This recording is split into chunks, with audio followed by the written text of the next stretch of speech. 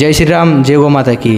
कुछ समय पहले जो इंगोरिया रोड पे हमारे नंदी महाराज का कोई एक्सीडेंट कर गया था, जिसे गौशाला लाया गया था। नंदी महाराज की काफ़ी इलाज और सेवा करने के बाद भी नंदी महाराज नहीं बचे। किसी की थोड़ी सी लापरवाही की वजह से कोई बेजुबान बहुत ही तकलीफ़ देखता है, बहुत ही पीड़ा होती है उसे।